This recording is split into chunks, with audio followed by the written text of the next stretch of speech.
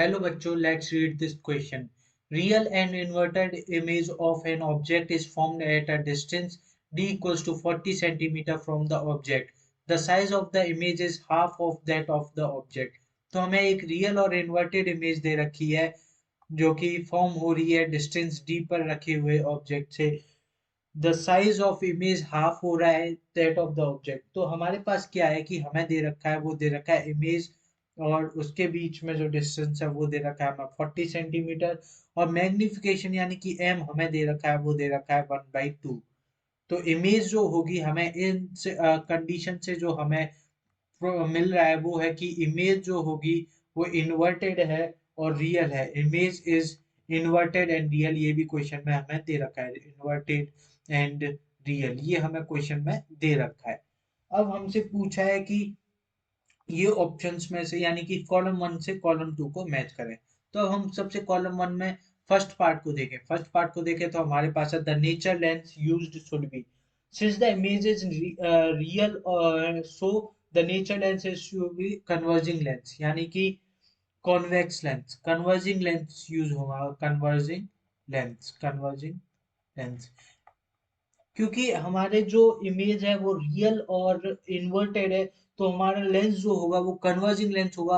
और converging lens जो होता है हमारा वो होता है कॉन्वेक्स लेंस. कन्वर्जिंग लेंस जो होता है हमारा वो होता है कॉन्वेक्स लेंस. तो हमारा जो है यूज होगा वो कॉन्वेक्स लेंस होगा.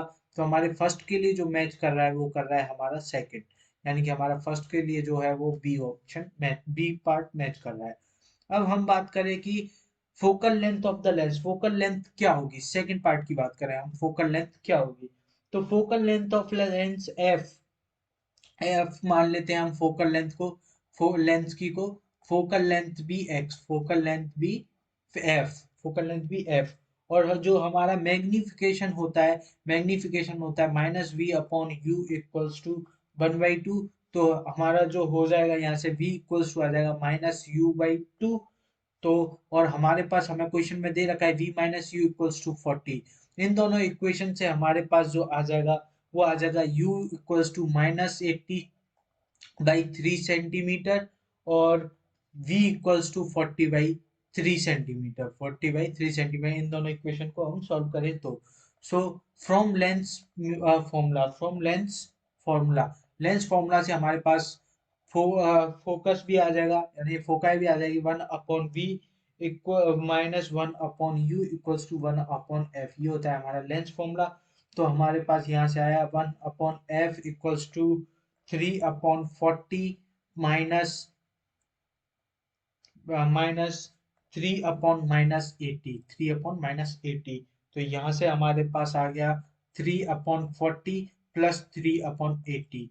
अब हम इसको सॉल्व करें तो हमारे पास जो एफ आ जाएगा वो एफ आ जाएगा 80/9 सेंटीमीटर. 80/9 सेंटीमीटर ये हमारा एफ आ गया.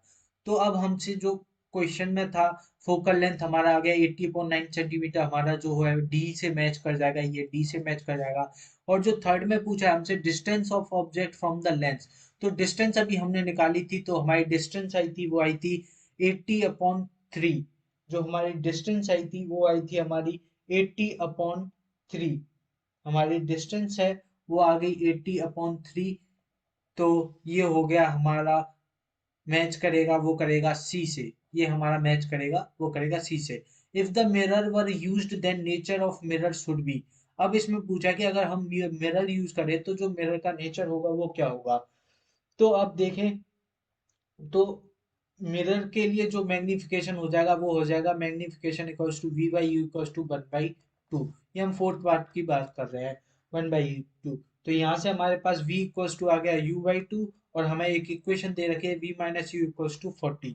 तो यहाँ से हमने सॉल्व करें तो हमारे पास आ जाएगा -u=40/2 और u=-80 सेंटीमीटर और v=-40 सेंटीमीटर. v=-40 सेंटीमीटर, ये हमारे पास आ गया.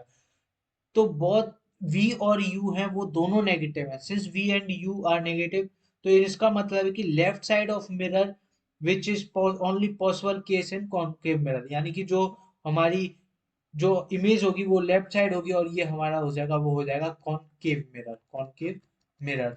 तो हमारा जो हो जाएगा आंसर, क्योंकि इसका वी एंड यू दोनों नेगेटिव, तो ये हमारा कॉनकेव मिरर आ जाएगा। तो इसके लिए हमारा हो जाएगा ए ऑप्शन। तो अब हमने देखें इसमें, तो हमारा फर्स्ट का जो हो रहा है वो हो रहा है बी, मतलब फर्स्ट में जो हमने सॉल्व करके लाए हैं वो लाया है कॉन्वेक्स लेंस। सेकंड में हमारा आ रहा था डी, यानी कि 80/9 सेंटीमीटर, और हमारा डिस्टेंस का ऑब्जेक्ट आ रही थी वो आ रही थी u इक्वल टू -80/3 सेंटीमीटर। हमारा जो मिरर आया वो आया concave mirror. Hope you understood it well. Best of luck.